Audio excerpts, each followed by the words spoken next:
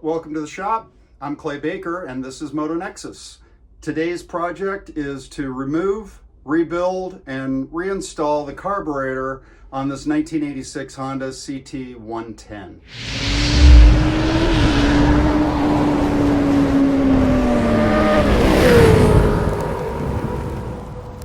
This bike's been sitting for a very long time. Don't really know what's going on in there. It does start up, but we've got some throttle response issues and things like that. So we're gonna open it up, give it a rebuild, put it all back together, and see if we don't get some improvement in the performance. We're gonna start by going around the other side, open up the float bowl screw, let the bowl drain. That screw right there is the drain for the Carb's float bowl. There we go. Open it up, and there goes the fuel out of the float bowl. Let's start by removing the hose from the air box to the carb. You give it a squeeze, pull it off. And then I'm just going to lift the choke up to close the butterfly so that nothing gets in there by accident. And then let's remove the top slide, throttle slide. All right, now I'm just going to take off the overflow tube.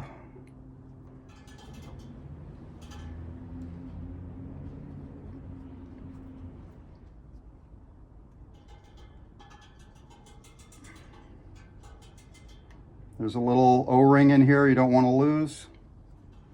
And then we'll just release these nuts on the back and it should come right off. We do have the overflow out of the bottom of the bowl. I need to pull that off too, but we'll get the carb off first. So we got a 8mm socket. Always handy to have a smaller ratchet to get into these tight spaces.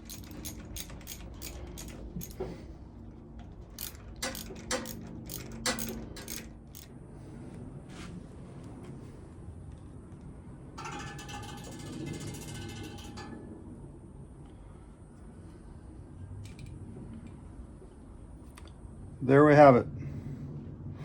So we're also going to clean all this up that I've missed before. This, of course, will all get cleaned up. This carb's going to have a trip through the Ultrasonic. So this is how I like to set up to work on a carb. I have a tray here that I picked up at Harbor Freight for a few dollars. I think it was $7. It works great for 4 carbs, but also, you know, any number. And then a nice clean surface. So I got a piece of heavy white cardboard. When it gets trashed, I change it out. Makes it easy to not lose things when you can organize them in the tray and also have a white surface to work against here. All right, so let's start by taking the float bowl off. Get a little bit of this gunk off of here.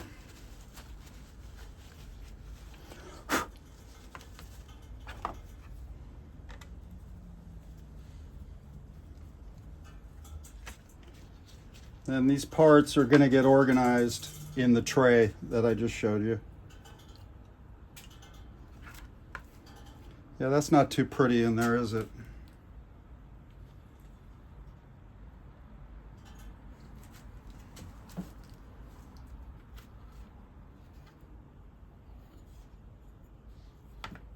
All right.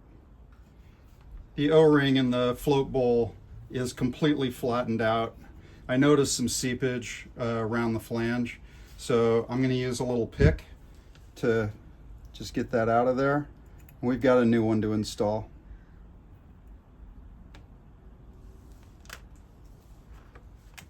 And then we'll remove the cap here for the strainer with a 17 millimeter.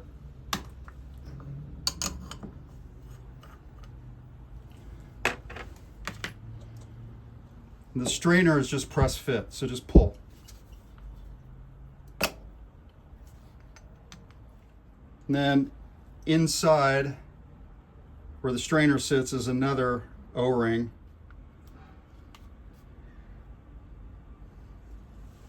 Then we'll want to take this screw out as well. Probably just do it by hand. Now, let's have a look at the screw. You can see it's tapered like a bullet on one end, threaded, and then there's an O-ring up here by the head. Our float bowl is now all apart and can be cleaned along with the other parts. So I'm just keeping all the float bowl parts in tray 1.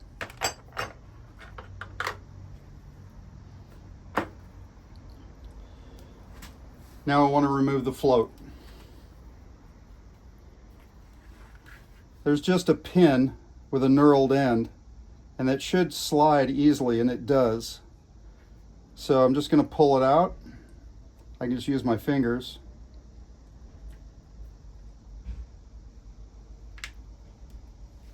And you can see the needle valve hanging down right underneath the tang there. We'll put all that in tray 2. And now let's remove the jets.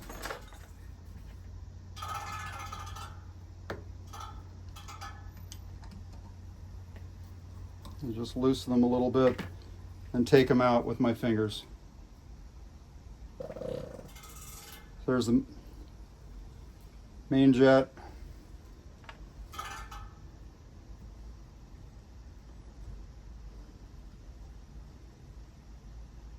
Idle jet. Yeah, I can already see that needs some cleaning. And then we're going to remove this piece as well. That's a 7mm. And that's the emulsion tube. And I don't see daylight. So I believe that is this.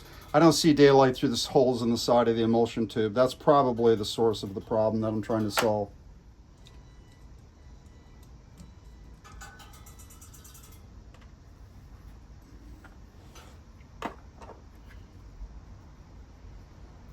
Okay, and now we'll take out the adjuster screws for the idle and for the fuel mixture.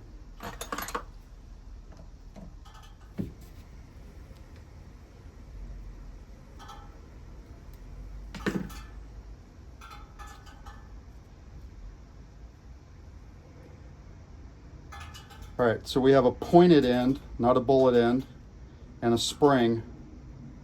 We want to keep those together.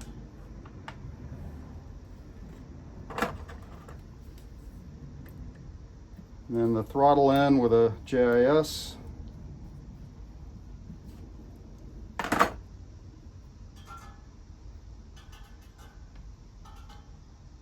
Again, you can see the tapered end on the screw.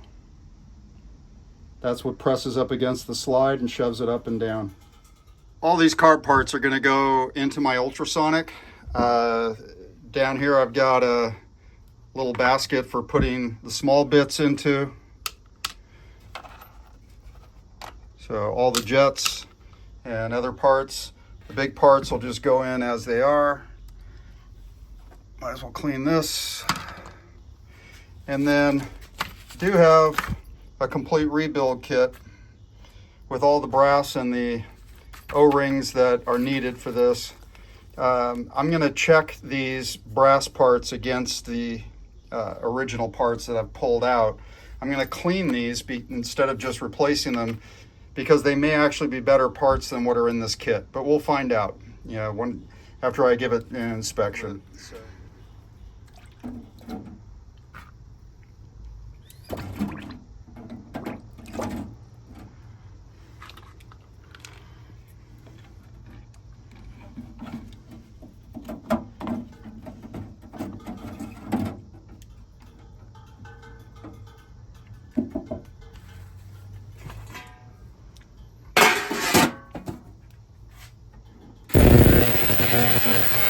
We'll give it 20 minutes and come back and check.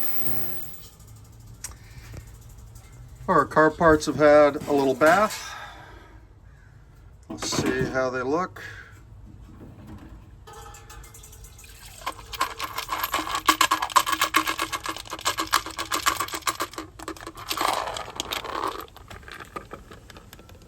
Those look pretty good.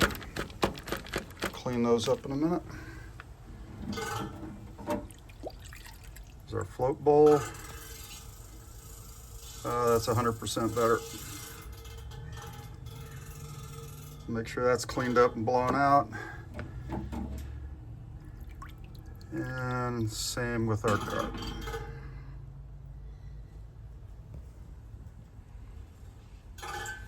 Oh, that looks so much better.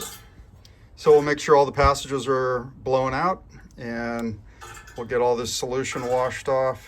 That's the next thing we want to do, is just rinse all this. This is Simple Green HD in the tank. It's not diluted, it's straight. So we'll take this in, rinse it off in a sink, and then with a compressor, blow off any moisture, and we'll start cleaning from there, blow out the passages with some carb cleaner. So with the parts out of the Ultrasonic, the soap or the Simple Green that I use in the Ultrasonic has been washed off. So now I'm just going to blow out all the passages. And I'm looking around the inside, the overflow tube, which is made of brass and is press fit in. I want to look and see if there are any cracks, anything like that. That's not uncommon, but this one looks fine. So we'll just go ahead and we'll keep blowing out all the passages on the carb body now. I don't want to hold the jets up in the air when I blow them out. I want to keep them down here on the table where if it gets out of my hand, it's not going to go flying across the room. The float bowl screw has a O-ring mounted at the top, and a new one came for that. So I'll replace the O-ring and we'll reuse the original screw. The fuel strainer also has an O-ring, and they've supplied a new one for that. I will replace that. And then some of the other parts that I'm probably going to end up using after all.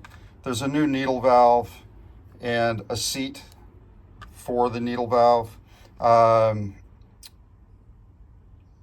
I haven't punched that out of the carb body yet, which is down inside here. See that hole? That's where the brass fitting, where this brass fitting here goes. So I'm going to press that out. We'll put in a new one. And then looking at the old float needle valve, it's this one here. So I can get this where you can see it.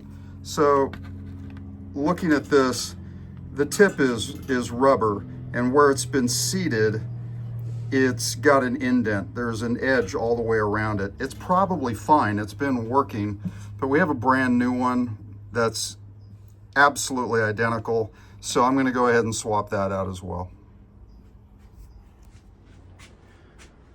One of the inspections you want to do on your carb is with your float. And the main thing with a float is you want to make sure there aren't any cracks or holes or anything.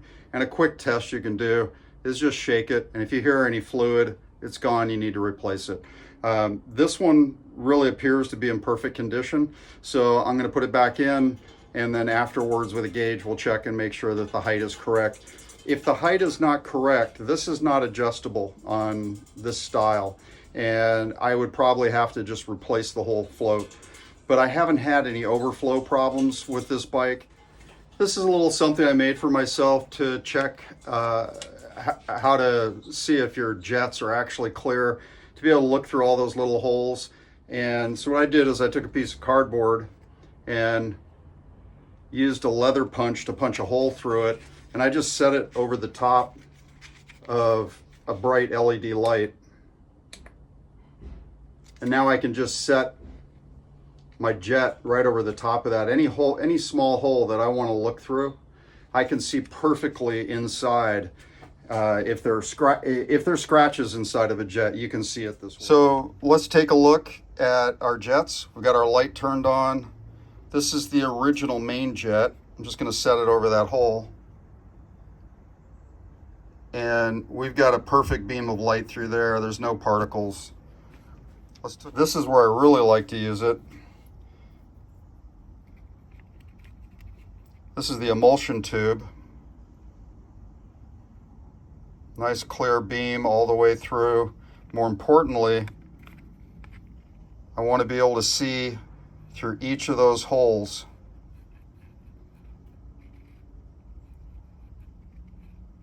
And we can see that every hole is clear. And then let's look at the slow jet. This is the original one that came out of the carb. If I can get the camera position right, there we go.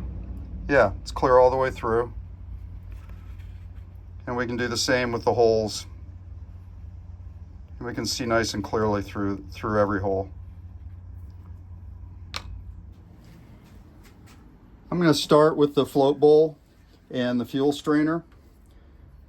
So to get that started, let's take the O-ring off of the fuel strainer.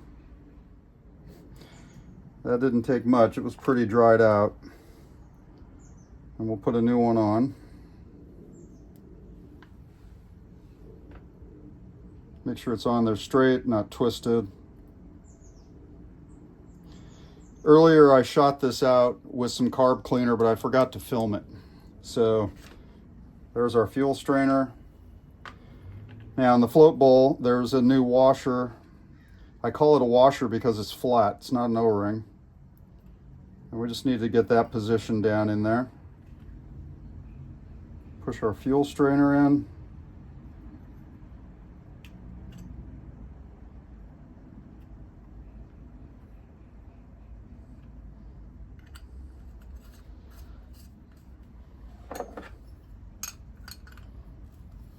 We'll just snug it down with that 17 millimeter. Now let's put the new screw into the float bowl. Actually, it's the old screw, but with a new O-ring.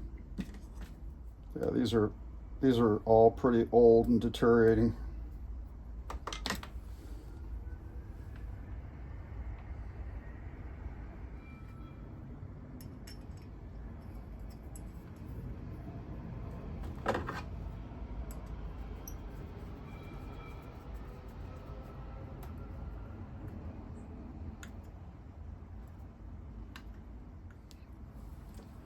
And that part's done. Well, let's lay the new O-ring in here. It only goes in one way because of this hook at the top. Now let's work on the main carb body. So the first thing I want to do is put the emulsion tube back in.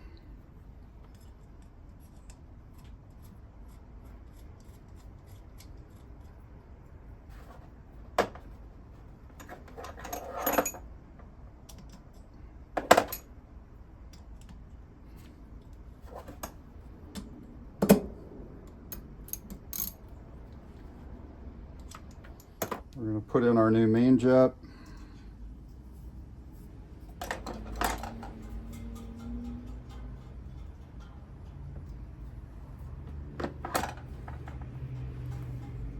And our new slow jet.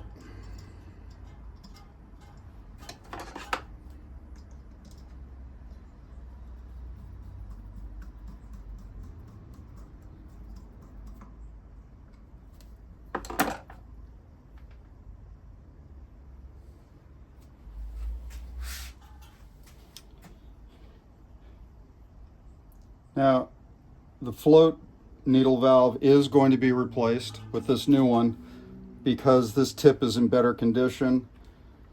I don't think you can see inside of here on the camera, but the seat where this valve sits is clean. It's in good condition. I don't see any damage, so we're fine there. And I believe the float is in good shape. So all you do with this one is the indented top with a little cap on it slips into the slot here where the tang is at, and that allows it to hang free. Set that down in there.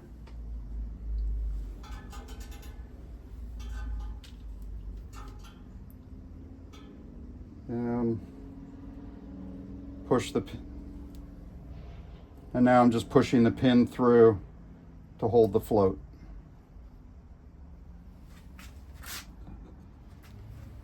The next thing we want to do is measure the float height. And we don't want it depressed like this. We want it sitting so it's just touching. And I have a tool for measuring float height, and this is in centimeters over here, or millimeters, excuse me. This is set to 10.7 millimeters, which is the factory setting for this. So what we want to do is hold the carb so it's just so the float is just touching, not depressed. And then I'll set this over.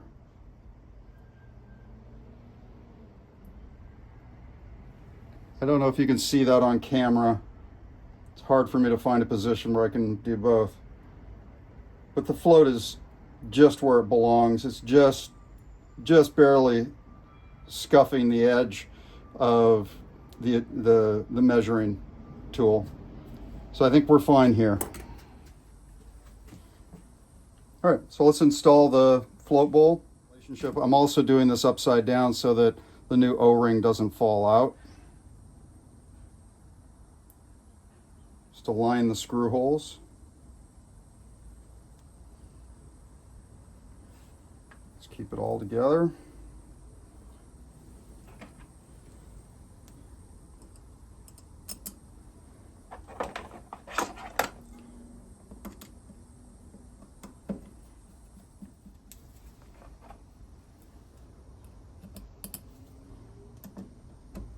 I got a new O-ring, so I'm going to go back and forth here a little bit, snugging these screws down.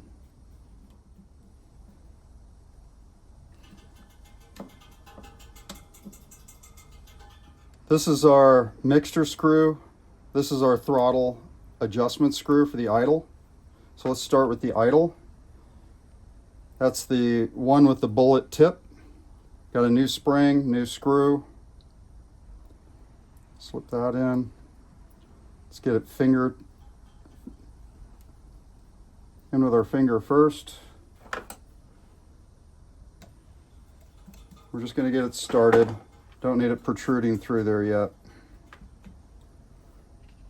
And then a brand new air mixture screw with a spring. This I'm just going to screw in until it lightly seats. I'm going to turn this out 1.5 turns as a starting position. So half, 1.5. That's the starting position for tuning this carb.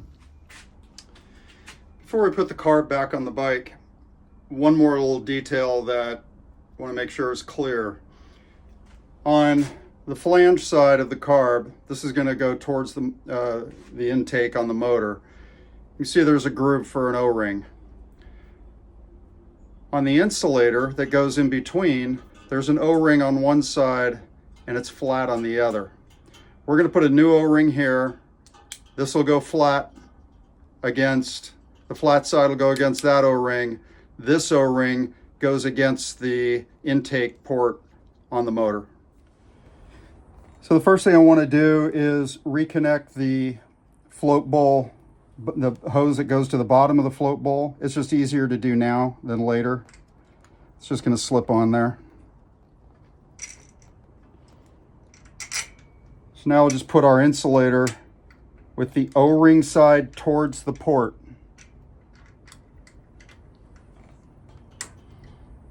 So now the flat side of that insulator is facing the carb, and we have a brand new O-ring on this side. Well, let's just start these by hand so we don't cross thread anything by accident. So I'm just using an 8mm.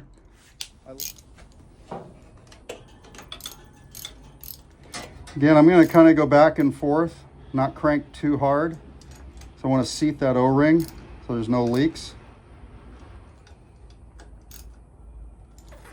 All right.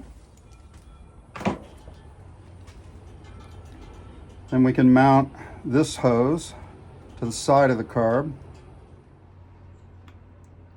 Now let's have a look at this O-ring.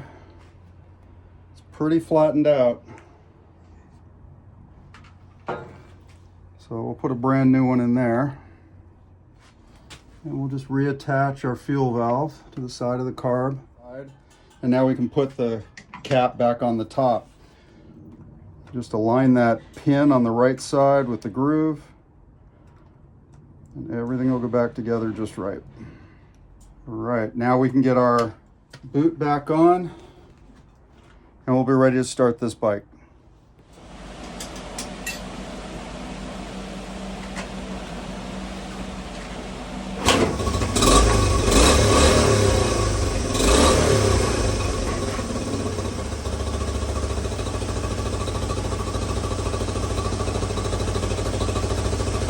Actually sounds pretty good. What we want to do is take a screwdriver and turn the mixture screw until we hear the bike starting to stumble one direction or the other, until we find that middle ground in between.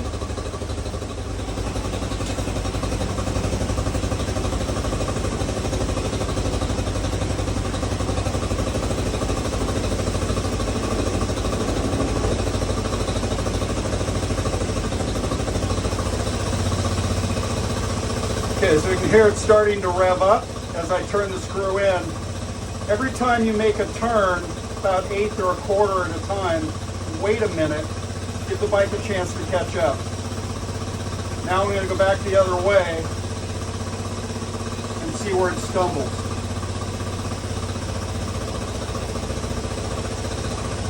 So that's 1/4,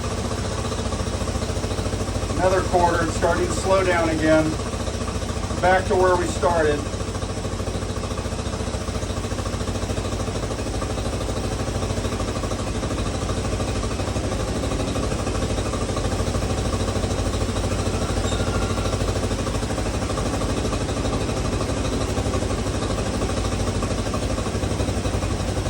There it is, starting to stumble. Don't like that. That's 3/4 out more than where I began from the middle.